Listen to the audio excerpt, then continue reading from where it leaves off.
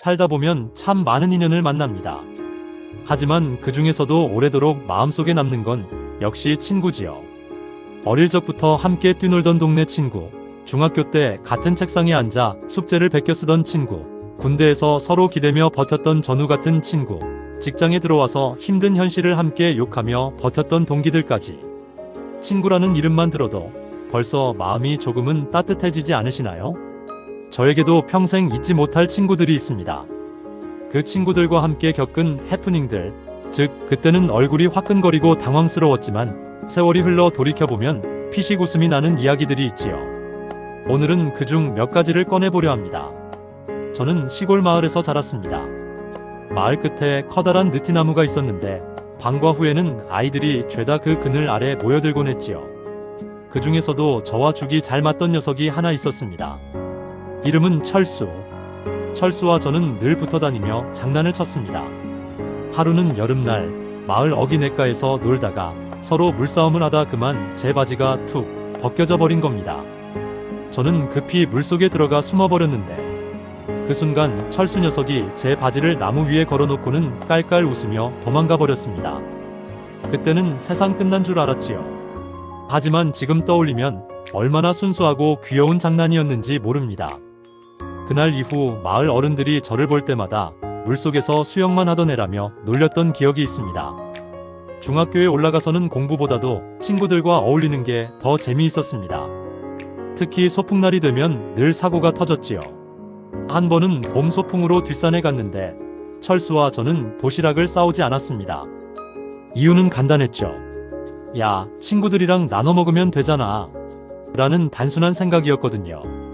그런데 막상 점심시간이 되니 다른 애들 도시락은 김밥, 계란, 음료수. 정말 푸짐했는데 저희는 손가락만 빨고 있었습니다. 결국 철수와 저는 몰래 근처 분식집으로 가 라면 2개를 사 먹었습니다. 하지만 장시간 사라지다 보니 결국 선생님께 들켜버렸습니다. 그날 이후 별명이 라면 듀오가 되어 졸업할 때까지 따라다녔습니다. 또 다른 일로는 저와 철수는 우연히 군대도 비슷한 시기에 가게 됐습니다. 다른 부대에 있었지만 휴가가 겹치면 꼭 만나 술 한잔을 기울였지요. 한 번은 휴가를 나와 둘이 너무 신이 나서 시장 골목에서 막걸리를 벌컥벌컥 마셨습니다. 그러다 그만 길모퉁이에 있던 아이스크림 가게. 간판을 들이받아 간판이 덜컥 떨어지는 바람에 주인 아주머니께 혼쭐이 났습니다. 지금도 철수는 그 일을 두고 야, 내 머리가 그렇게 단단하지 않았으면 간판이 산산조각 났을 거야 하며 농담을 던집니다. 사회에 나와서도 해프닝은 계속됐습니다. 첫 월급을 받은 날 철수와 저는 오늘은 우리 거하게 한번 쓰자 하고 고깃집에 들어갔습니다. 상추쌈에 고기를 싸먹으며 얼마나 신이 났던지 모릅니다. 그런데 문제는 계산대 앞에서 터졌습니다. 서로 내가 낼게 하며 지갑을 찾는데 둘 다 지갑에 돈이 얼마 없었던 거였지요. 돈을 챙긴다는 걸 깜빡하고 그냥 나온 탓이었습니다. 결국 사장님께 사정을 설명하고 다음날 돈을 드리러 간 기억이 있습니다. 그날 이후 철수와 저는 약속했습니다. 다음에 술 마실 땐 지갑부터 확인하자.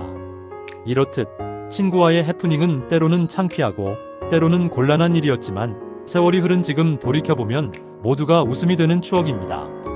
그저 친구와 함께였기 때문에 그 순간조차도 소중한 시간이 된 것이겠지요. 청춘 시절을 지나 사회에 본격적으로 발을 들여놓으니 세상은 생각보다 녹록지 않았습니다. 직장이라는 곳은 학교와는 또 달랐지요. 상사 눈치, 거래처 눈치, 그리고 돈 문제까지. 그때마다 제 옆에는 여전히 철수가 있었습니다. 한 번은 제가 거래처 사람들과 회식을 하게 되었는데 혼자서는 도저히 마음이 떨려서 안 되겠다 싶었습니다. 그래서 철수에게 전화를 걸어 야, 그냥 같이 좀 와서 앉아 있어라. 네가 있으면 내가 긴장을 좀 덜 할 것 같아 하고 부탁했습니다. 철수는 선뜻 달려와 줬습니다. 문제는 그날 철수가 술을 너무 많이 마셔버린 겁니다. 결국 거래처 부장님께 아니, 이 친구는 누구요? 하는 질문이 나왔고 저는 제 고향 친구입니다. 그냥 인사드리려고라고 둘러댔습니다. 그런데 철수가 느닷없이 네, 제가 이 친구. 뒤치다꺼리를 어릴 때부터 다 해왔습니다. 라며 자랑스럽게 말하는 바람에 그 자리가 난처해진 건 말할 것도 없지요. 돌아와서 둘이 얼마나 웃었는지 모릅니다. 야, 네가 그렇게 말하는데도 거래가 끊기지 않은 거 보면 하늘이 우리 편이야 하며 말이지요. 또 한 번은 제 결혼식 날이었습니다. 친구들이 다들 축하해주러 왔는데 철수는 유난히 들떠 있었습니다. 신부 대기실에 들어가서는 괜히 신부 친구들에게 농담을 던지고 결혼식장 로비에서는 사진사보다 더 앞에 나가 사진을 찍고 결정적인 해프닝은 패백 시간에 일어났습니다. 저희 어머니께 절을 올리고 나니 갑자기 철수가 벌떡 일어나 절을 같이 하는 겁니다. 저희 집안 어른들이 순간 어리둥절했지만 이내 모두 폭소가 터졌습니다. 결국 그날 제 결혼식은 철수가 분위기를 다 살린 날로 기억되었답니다. 세월은 빠르게 흘러 어느덧 40대가 되었을 때였습니다. 그때는 저나 철수나 아이들을 키우며 바쁘게 살던 시절이었지요. 하지만 주말이면 두 집이 함께 모여 캠핑을 가곤 했습니다. 어느 여름 강가로 캠핑을 갔습니다. 철수는 오늘은 내가 고기 굽는 거 책임질게라며 불판 앞에 섰습니다. 그런데 문제는 그날따라 숯불이 도통 붙질 않았던 겁니다. 결국 철수는 부채질을 하다가 지쳐서 바람을 불겠다며 얼굴을 불판 가까이에 대고 후우하고 불었습니다. 순간 숯불이 펑 하고 튀면서 철수의 눈썹이 살짝 그을려버린 겁니다. 아이들은 배를 잡고 웃었고 어른들은 깜짝 놀라 물을 들이켰습니다. 다행히 큰일은 아니었지만 그날 이후 철수는 아이들 사이에서 눈썹 없는 아저씨라는 별명으로 불리게 되었지요. 50대에 들어서니 아이들도 제법 커서 우리 부부와 철수 부부가 함께 여행을 가게 되었습니다. 제주도에 갔던 어느 날 렌터카를 빌려 다니던 중이었습니다. 저와 철수는 앞좌석에 앉아 길을 찾으며 다투기 시작했습니다. 야, 내비가 오른쪽으로 가라잖아. 아니, 분명 왼쪽이 맞아. 내가 제주도 몇 번이나 와봤는데. 그러다 결국 차를 잘못 들어서 한참을 헤매다가 엉뚱한 시골길에 들어서게 되었습니다. 그런데 그 길이 점점 좁아지더니 결국엔 돌담 사이에 끼어 움직이지 못하게 된 겁니다. 그때 지나가던 동네 어르신이 다가와 웃으시며 아이고, 관광객 양반들 여긴 차 못 들어와요. 그냥 후진하세요 라고 하셨습니다. 그날 우리는 1시간 넘게 후진을 하며 간신히 빠져나왔습니다. 철수와 저는 서로 탓을 하다가 나중엔 그래도 이게 여행의 묘미 아니냐 하며 웃어버렸지요. 요즘 세상은 뭐든지 스마트폰으로 해결하는 세상이지요. 그런데 저와 철수는 스마트폰과 참 안 친합니다. 얼마 전에는 둘이 카페에 앉아 우리도 이제 모바일 뱅킹 좀 해보자 하고 시도해보았습니다. 그런데 비밀번호를 입력하다가 자꾸만 틀리는 겁니다. 저는 답답해서 야, 내 눈이 침침해서 그래. 내가 해줄게 하고 대신 눌러줬는데 알고 보니 철수의 휴대폰이 아니라 제 휴대폰이더군요.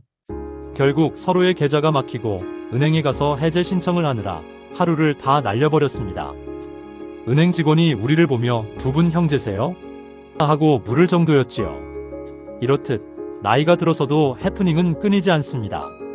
어릴 때의 장난스러운 해프닝이 이제는 조금 더 큰 실수나 오해로 바뀌었을 뿐이지요. 하지만 분명한 건 그 순간에 늘 친구가 함께 있었다는 사실입니다. 그 친구와 함께라면 창피한 일도 난처한 일도 결국엔 웃음으로 바뀌게 되더군요. 세월은 어느새 우리를 중년을 지나 시니어의 문턱으로 이끌었습니다. 머리칼은 희끗희끗해지고 거울 속 주름은 하나둘 늘어났죠. 하지만 친구들과 함께한 해프닝은 결코 빛이 바래지 않았습니다. 오히려 나이가 들수록 그 기억은 더 선명해지고 더 소중해졌습니다. 우리가 함께 넘어지고 함께 웃었던 순간들은 단순한 사건이 아니었기 때문입니다. 그것은 삶을 지탱해주는 기둥이었습니다. 하루가 버겁고 마음이 무거울 때면 친구들과의 웃음 가득한 기억이 나를 다시 일으켜 세워주죠. 돌이켜보면 해프닝은 단순히 웃음거리가 아니었다. 그것은 서로의 허술함을 보여주고 그 허술함을 감싸 안으며 더 가까워지는 과정이었다. 젊을 땐 체면이 중요했고 실수가 부끄럽게 느껴졌다. 하지만 지금은 안다. 실수야말로 우리를 인간답게 만들고 친구와의 사이를 더 끈끈하게 만들어주는 선물이라는 것을. 우리가 살아가는 하루하루는 그저 평범해 보이지만 그 속에 숱한 해프닝들이 숨어 있습니다. 그 해프닝이 우리를 웃게 하고 서로를 이어주며 결국은 인생을 따뜻하게 채워줍니다. 그러니 오늘도 마음 가볍게 웃으며 살아갑시다. 왜냐하면 언젠가 오늘의 실수와 해프닝이 내일의 가장 큰 웃음이 될 테니까요.